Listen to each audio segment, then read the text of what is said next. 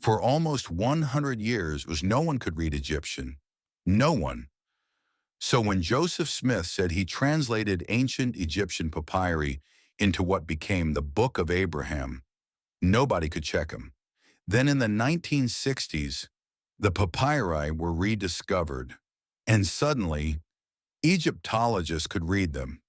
What they found had changed everything. In this video, we're talking about the Book of Abraham. Was it a literal translation or something else entirely? The claim. In 1835, Joseph Smith purchased Egyptian papyri from a traveling exhibitor. He claimed the writings were authored by Abraham himself. He said he translated them by the gift and power of God. The result? The Book of Abraham, now canonized scripture in the Pearl of Great Price. The text describes Abraham's premortal existence, a council in heaven Kolob, the governing star, and doctrines unique to Mormon theology. This wasn't presented as inspiration. It was presented as translation, the rediscovery. For decades, critics said, if we could just see the original papyri, we could test the translation. In 1967, fragments were found in a museum archive and returned to the church. Scholars translated them. They were ordinary Egyptian funerary texts, specifically portions of the Book of Breathings.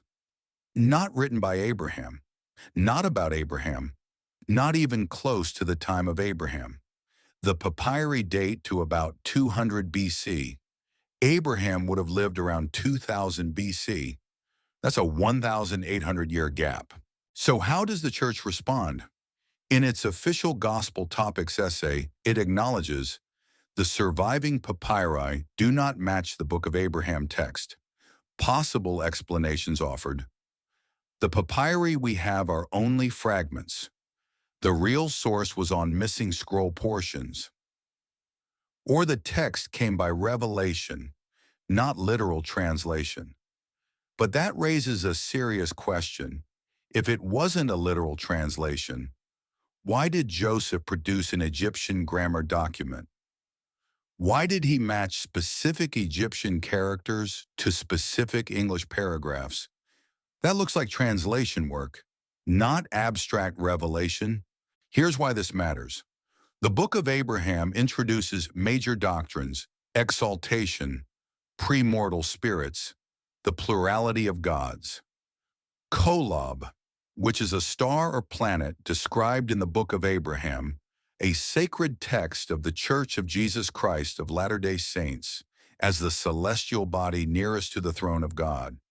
If the translation claim is incorrect, then what does that mean for the doctrine built on it? This isn't about mockery, it's about consistency. If Joseph could not translate Egyptian correctly here, why assume he translated ancient gold plates correctly elsewhere? That's the real question. Some will say it came by revelation. Others will say that's not what was originally claimed. You decide, but history matters, and claims deserve examination. Like, subscribe, and we'll see you in the next Mormon Facts video.